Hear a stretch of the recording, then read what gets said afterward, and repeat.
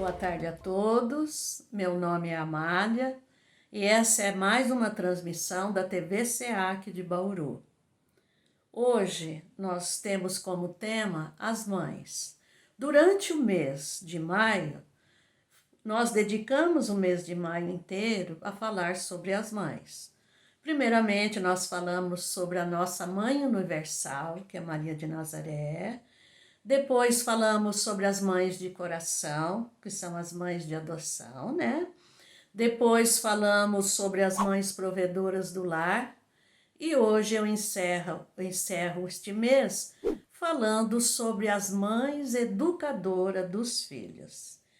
Mas antes, vamos fazer uma prece pedindo as bênçãos do nosso Pai. Jesus, amigo divino de todas as horas, estamos aqui reunidos em seu nome e em nome de Deus para dar início a mais uma palestra sobre o vosso Evangelho e a nossa doutrina espírita. Eu conto com a sua presença entre nós e que possas abençoar neste momento a todos aqueles que estão assistindo, a todos aqueles que estão unidos em espírito conosco, para mais essa tarde de orientação. Peço humildemente que me abençoe também, Senhor, e que assim seja. Bem, meus amigos, esse tema das mães é um tema que eu gosto muito de falar, eu gosto muito de falar sobre a família. E a educação dos filhos, nós sabemos que é uma missão que mais cabe às mães propriamente ditas, né? Nós sabemos que nós, criaturas humanas, chegamos a este mundo pelas vias da reencarnação, naturalmente, trazendo em nossos espíritos marcas indeléveis de um passado não tão distante, às vezes, num corpo físico. Várias existências que nós já tivemos, nós gravamos nos espíritos e às vezes até no corpo físico, né? O crescimento ou a escassez desses elementos morais necessários à nossa evolução espiritual.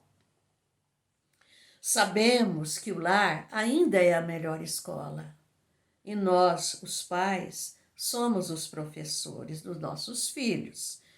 Deus coloca em nossas mãos esses pequeninos seres, que eu diria, confiando-os a nossa educação e a nossa orientação e propriamente os cuidados. Essas almas, às vezes tão frágeis, certamente já trazem um passado. E com toda certeza, esse passado está entrelaçado com o nosso. E se estão ao nosso lado, será para um novo processo de reeducação. Então, eu diria o seguinte: pais e filhos se reencontrando, porque um aprendendo com o outro. Sim, não são somente os nossos filhos que aprendem conosco. Nós sabemos que nós também podemos aprender e muito com os nossos filhos.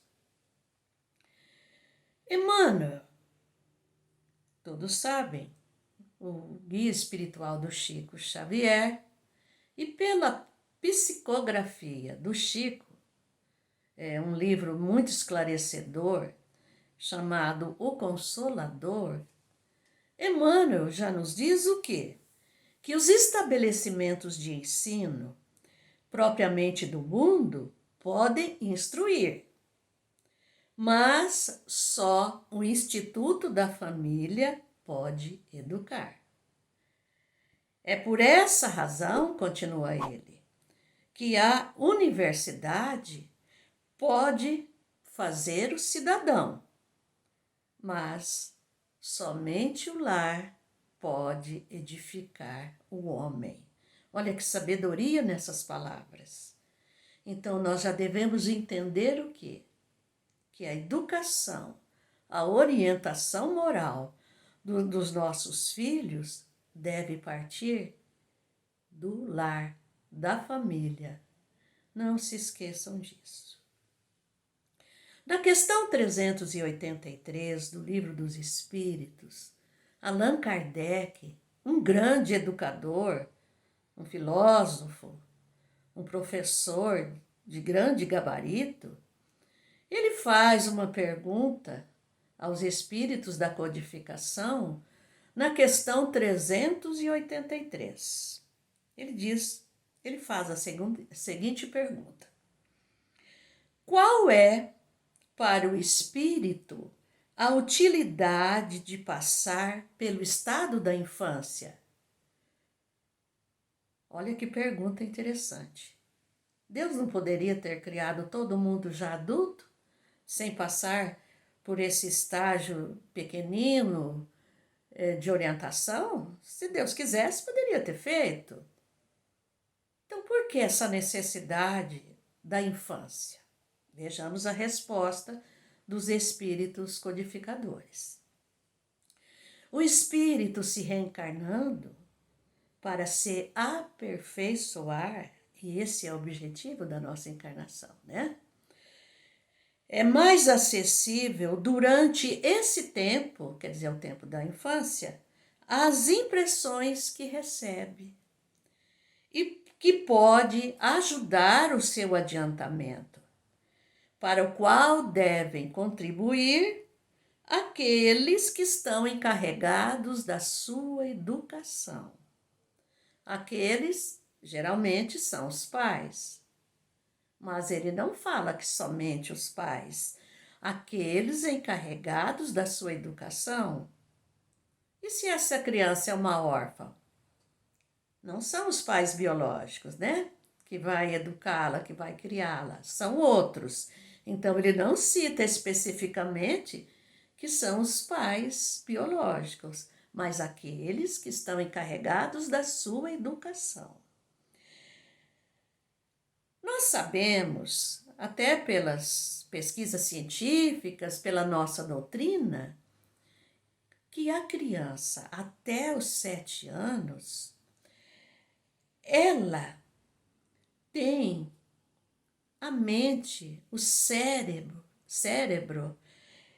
o seu conjunto cerebral, poderia dizer, apropriado a receber esses novos ensinamentos, essa educação.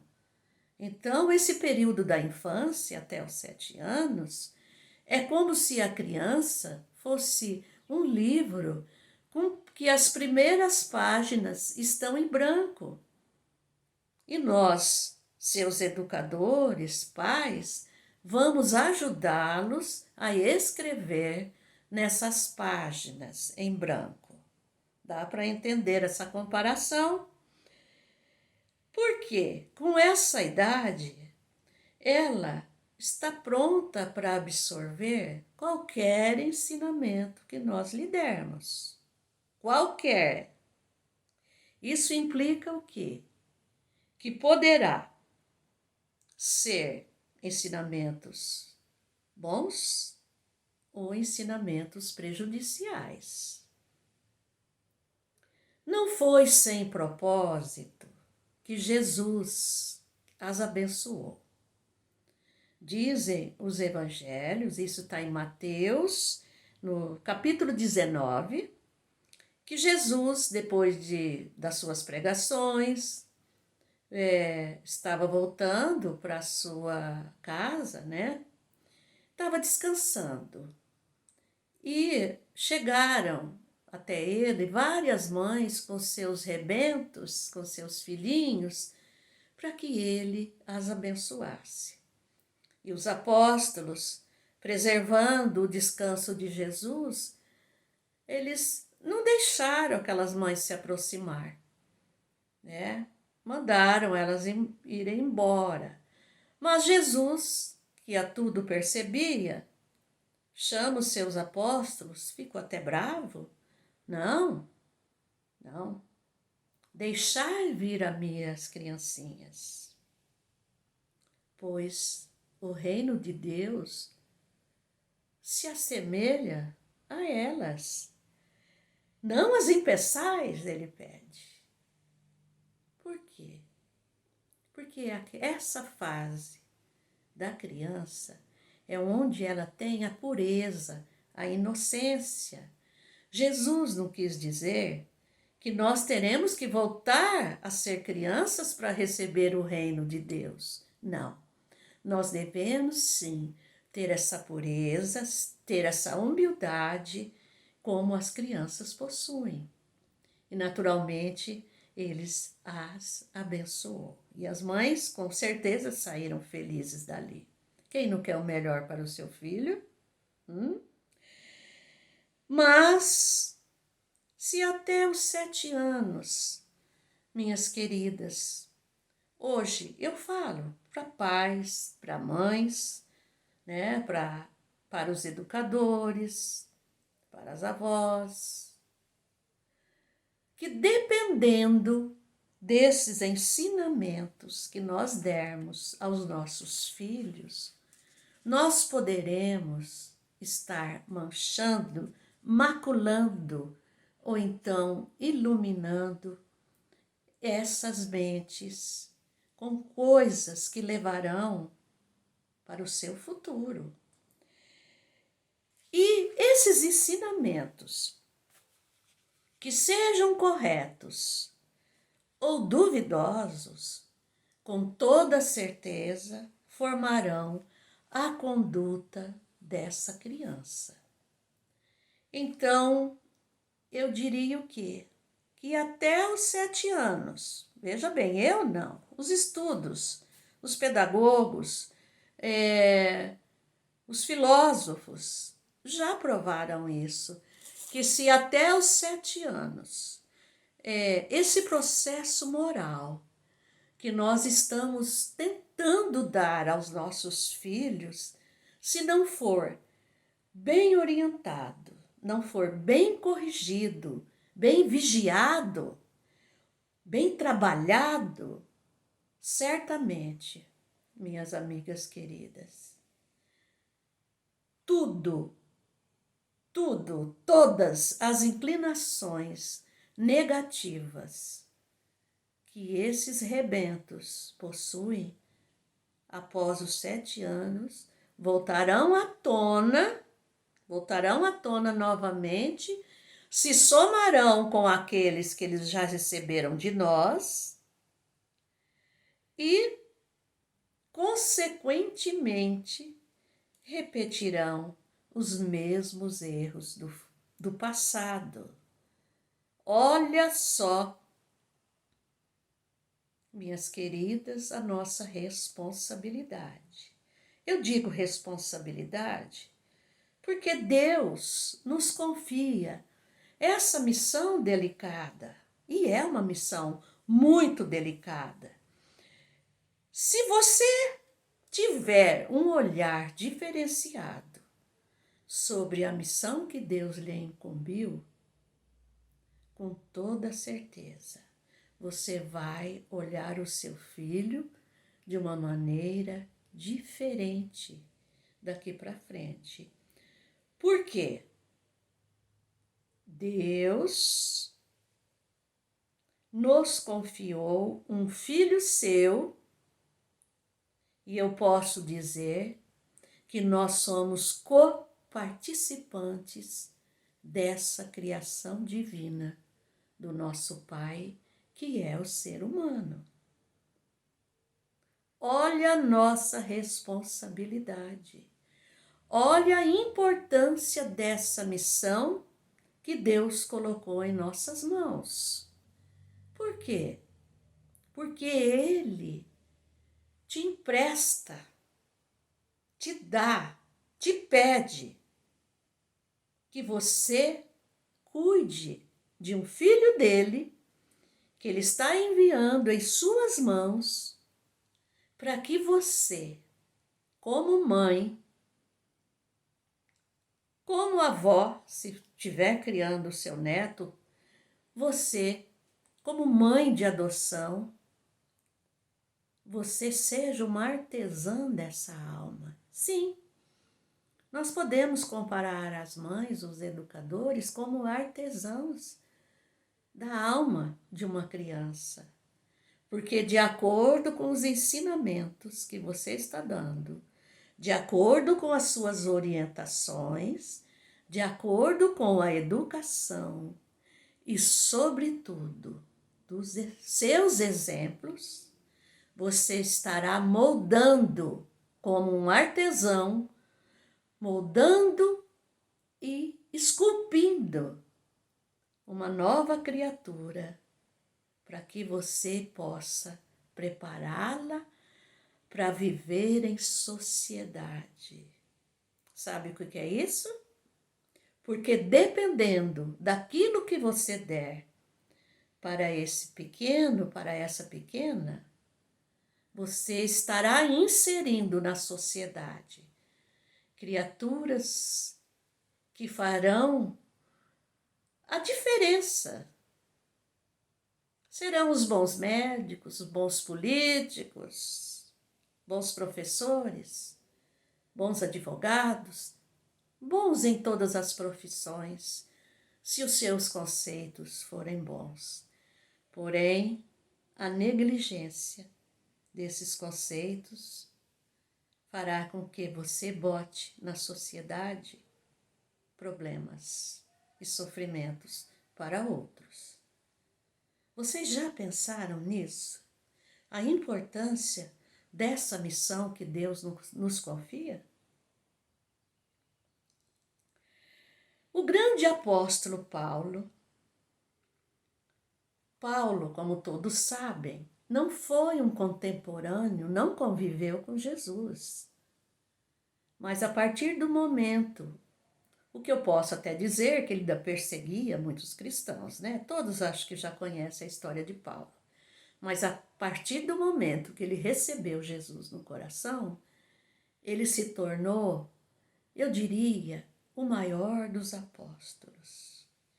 Porque ele fez questão de pregar entre os pagãos, entre aqueles que não conheciam o nome de Jesus. E ele saía de cidade em cidade, pregando, formando aquela comunidade cristã, deixando ali um dirigente, mas não descuidava dessa comunidade, porque sempre ele enviava cartas de orientações, de esclarecimentos, para que aqueles dirigentes tomassem conta daquele rebanho que tinham formado. E numa dessas cartas, no lugar que ele passou, ele deixou Timóteo cuidando daqueles novos cristãos. E Timóteo foi um discípulo muito querido dele. E numa primeira carta que ele escreve a Timóteo, até nós aprendemos como epístolas. Epístolas é um outro significado para a palavra carta. Numa dessas cartas que ele envia a Timóteo, ele enfatiza muito a união da família, principalmente da família cristã que tinham se formado. E ele, num trecho dessas cartas, isso está em Timóteo mesmo, o capítulo 5. E eu peguei o versículo 8, que diz o seguinte: olha o conselho, a orientação que ele está enviando àquele povo. Se alguém não tem cuidado dos seus, e principalmente dos da sua família, negou a fé e é pior que um infiel. Então, aquela fé que já estavam adquirindo no Todo-Poderoso, nos ensinamentos de Jesus, aquele que não usasse dessa misericórdia com a sua família, ele fala que está negando essa fé e é pior do que infiel. Traduzindo, um traidor. Infiel seria, no significado de Paulo, um traidor. Veja bem, se nós não estamos cuidando direito da nossa família, nós estamos negando os ensinamentos de Jesus e traindo esses ensinamentos. Meninas, preste atenção nisso que eu estou dizendo agora. Essa verdade que Paulo diz, então deveria ser constante em nossas mentes. Por quê? Lembram? Deus te envia um filho dele e nós temos que lembrar o quê? Que nossos filhos, primeiramente, são filhos de Deus.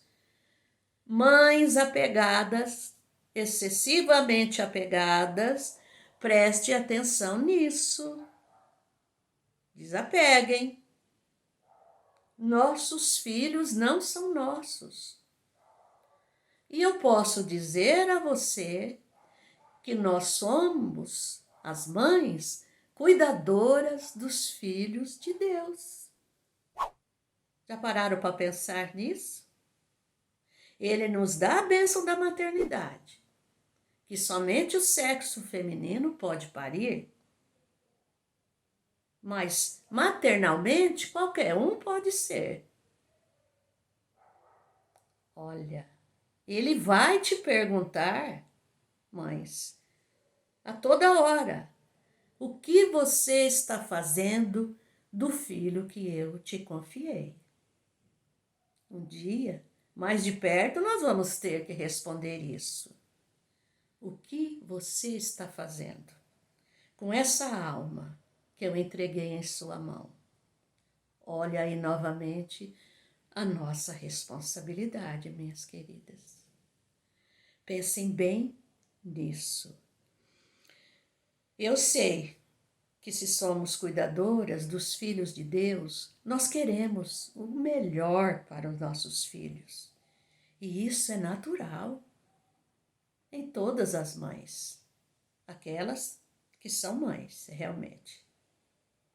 E muitas mães, a maioria, fazem questão de dar aos seus filhos o melhor que pode, a melhor escola, roupas boas, calçados confortáveis, uma boa alimentação, se preocupa com a saúde, se preocupam com o seu saber intelectual, né? É aula de inglês, aula de balé, são as artes, são as ciências. Nós fazemos questão de tudo isso. São as boas maneiras. Estes são cuidados materiais louváveis, sim, muito louváveis para a criança. Mas, nutrindo a matéria, pode ser que nós estejamos fazendo isso muito bem, principalmente para quem tem melhores condições. Mas e o espírito? Será que nós estamos nutrindo o espírito dessas almas encarnadas entre nós? Será que nós estamos passando esses conceitos morais aos nossos filhos de uma maneira saudável, correta, ensinando a eles que existe um Pai maior,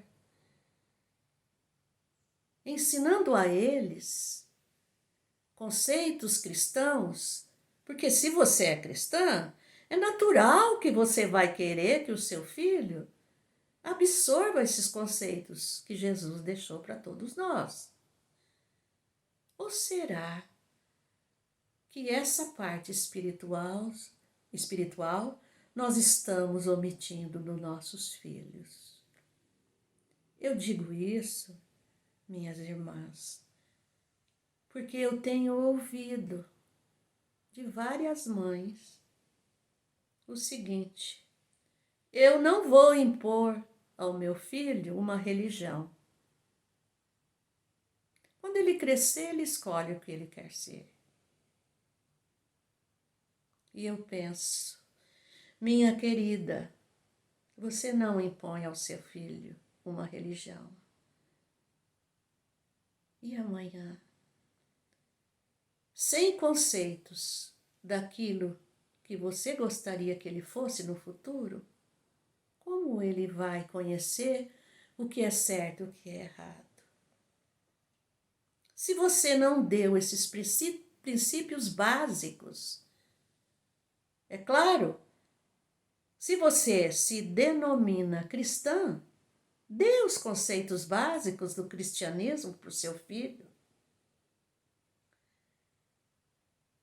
Porque, do contrário, minha amiga, no futuro você terá somente desgosto. Por quê? Porque você vai ver o seu filho recebendo duras provações do mundo lá fora, sofrimentos, quando não, fazendo outros sofrerem. E isso vai macular o seu coração. E você não será feliz. Que mãe é feliz vendo um filho doente pelos excessos da liberdade? Que mãe é feliz vendo seu filho ser um criminoso, um viciado? Que mãe será feliz vendo seu filho com requintes de crueldade?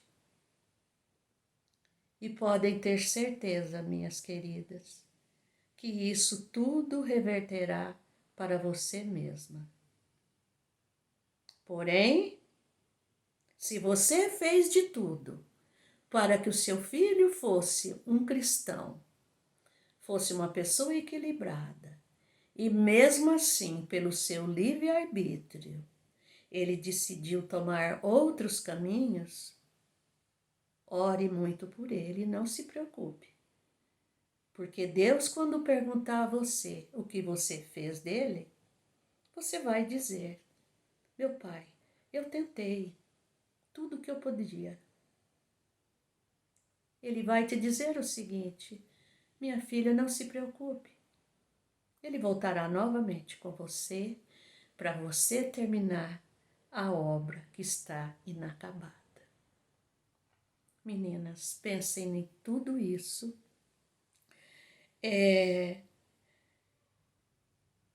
Porque a omissão, a falta de um não na hora certa,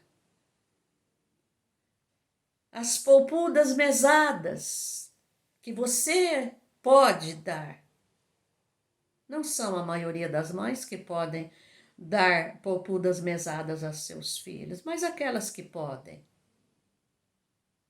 façam-no. Prestar contas a você. Onde está indo esse dinheiro?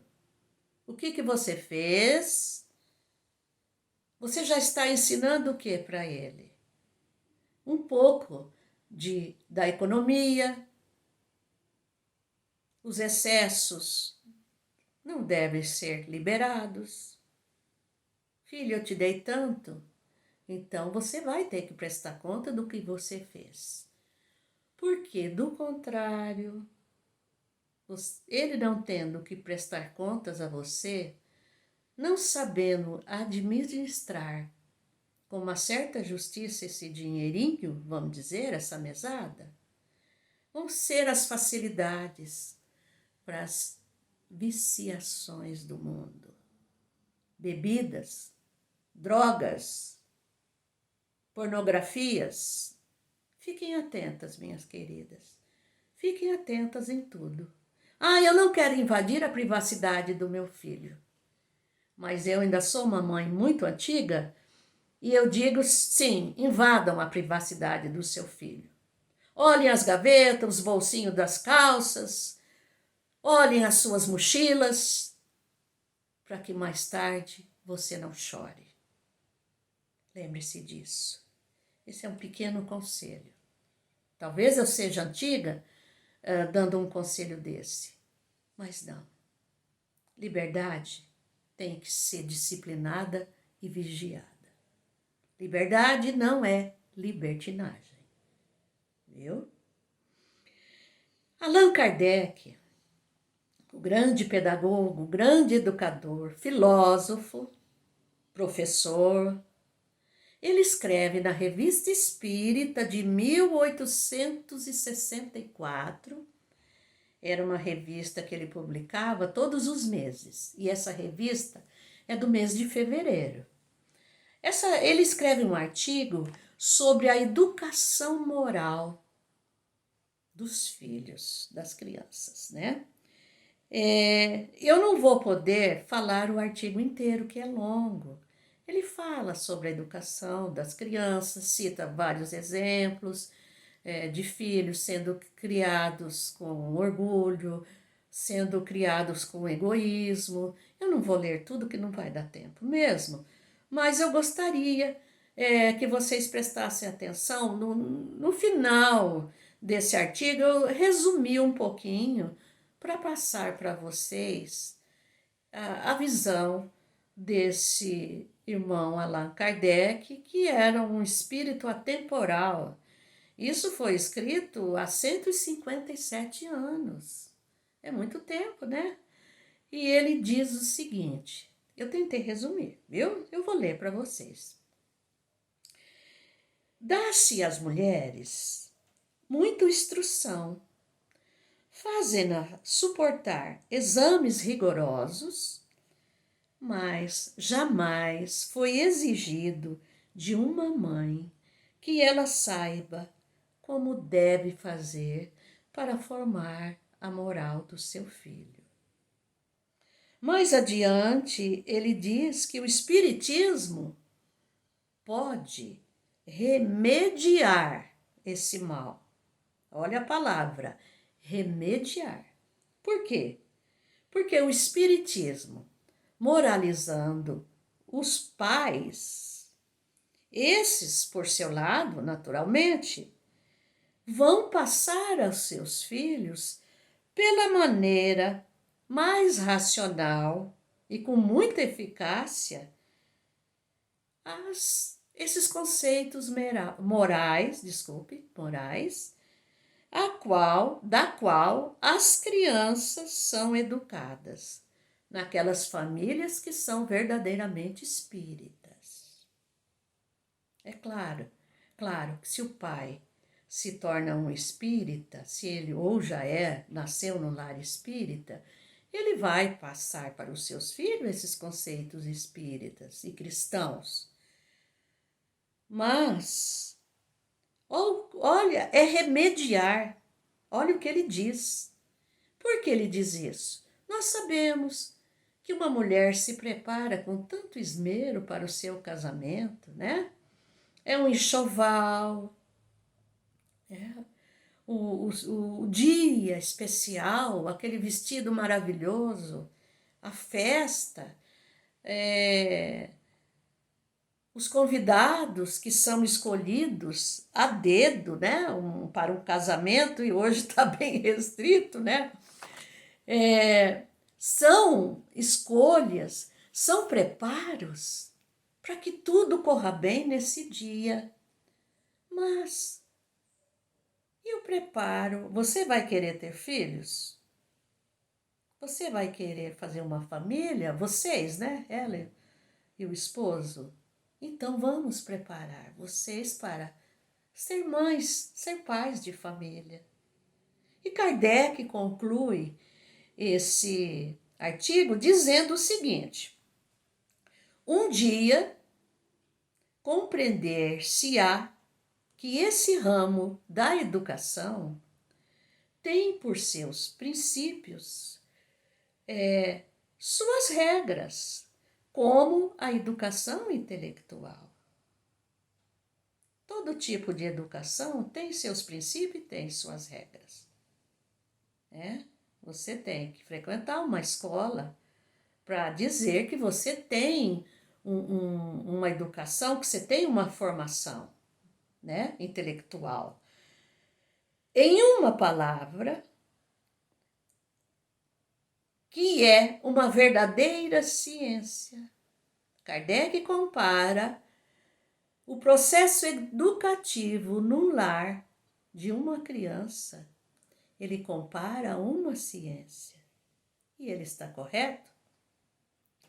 Um dia, talvez, termina ele, viu, esse artigo, se imporá a toda mãe de família a obrigação de possuir esses conhecimentos.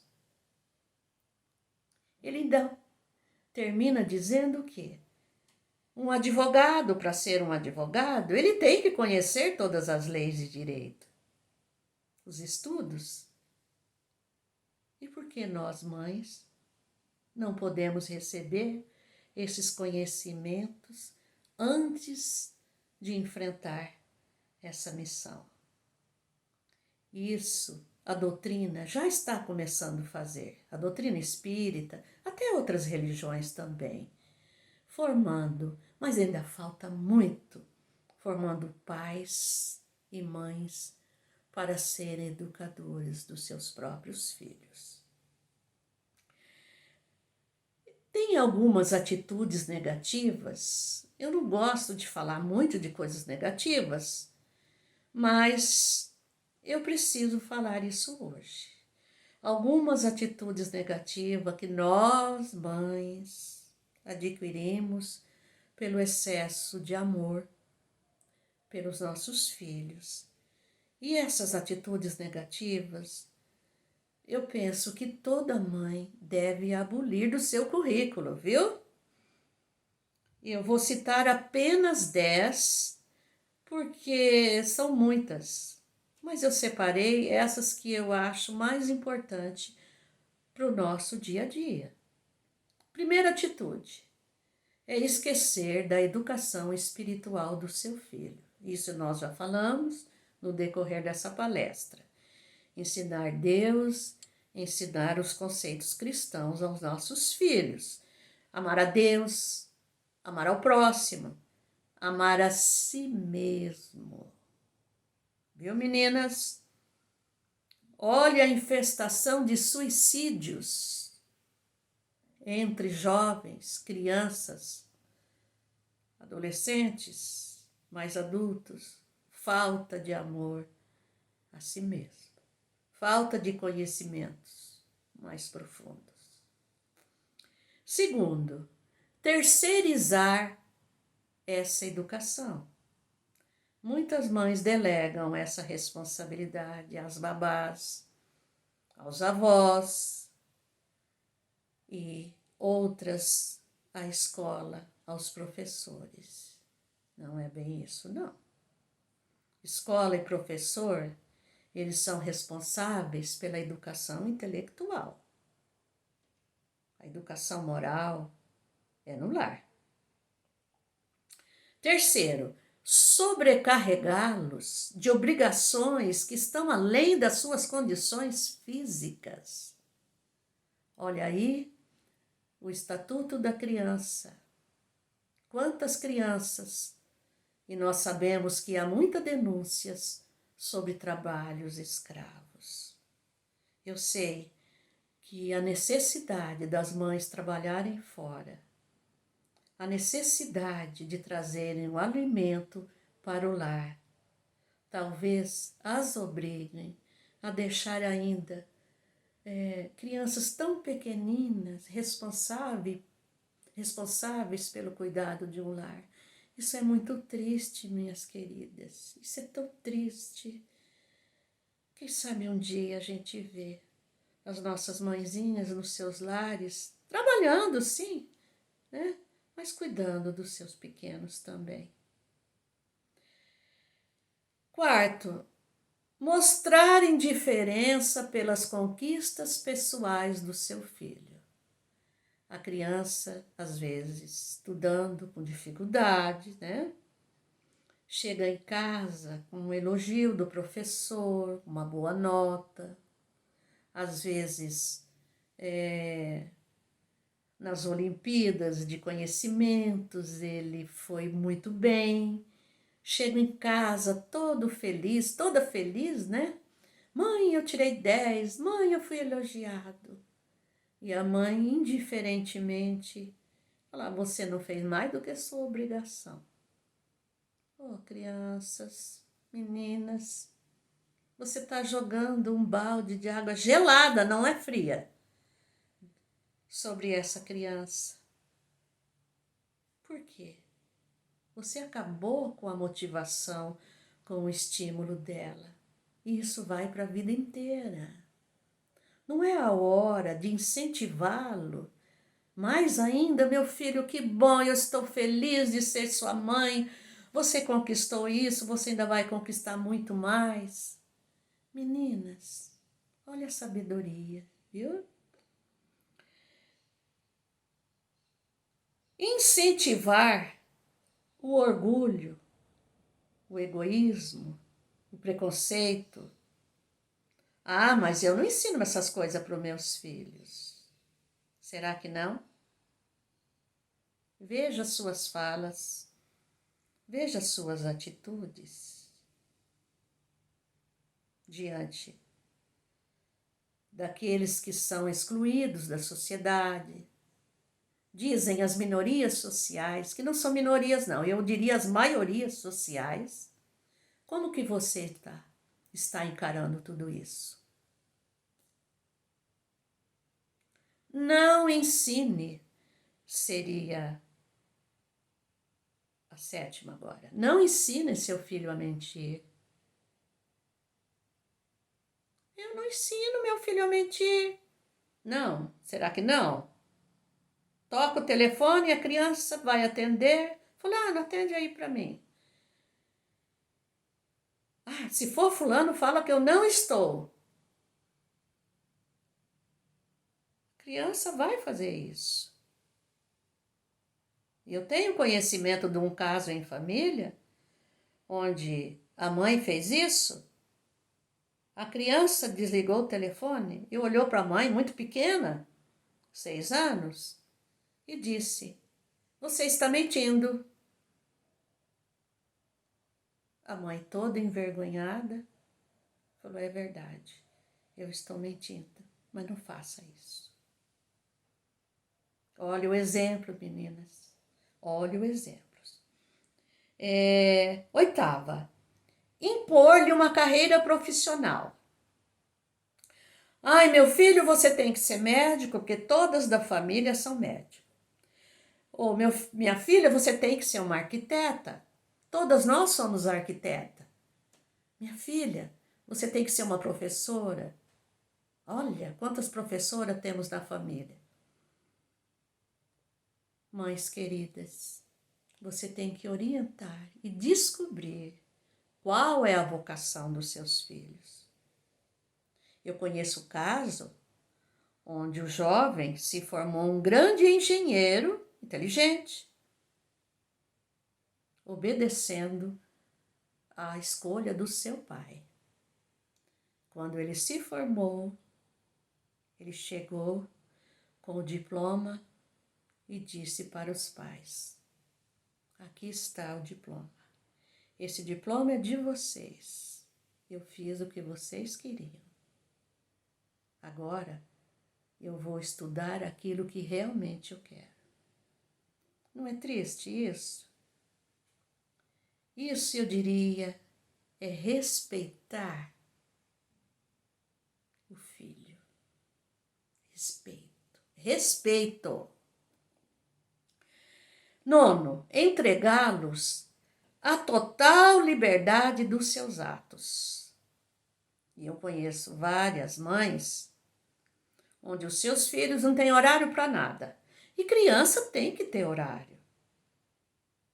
Quando é pequenininho, você sabe tão bem distribuir o horário das mamadas, da alimentação, do sono dessa criança. Crescer um pouquinho, você deixa para lá. Não tem horário para dormir, não tem horário para levantar, não tem horário para comer. E criança precisa dessa disciplina. Criança tem que ter horário para estudar, horário para comer, horário para brincar. Sim, criança precisa brincar, para dormir. O sono no processo de crescimento é muito importante. Cuidado, meninas. Mais uma vez, é a liberdade dos seus atos. E na adolescência? Não tem horário para sair de casa, não tem horário para chegar. As mães estão dando muita autonomia a crianças, achando que elas são maduras. Nós sabemos que as crianças de hoje, elas já possuem um processo de amadurecimento muito grande, que até surpreende a nós que somos os pais, os avós. De repente você escuta cada coisa saindo daquelas boquinhas tão pequenas, e são conceitos bons, né? Quando ela tem uma boa formação, elas se somam e você fica feliz. Meu Deus, essa criança tem apenas 2 anos, 3 anos, 4 anos falando isso? Aí entra o quê? A evolução espiritual do ser. 10º e último, não os repreenda na frente dos outros.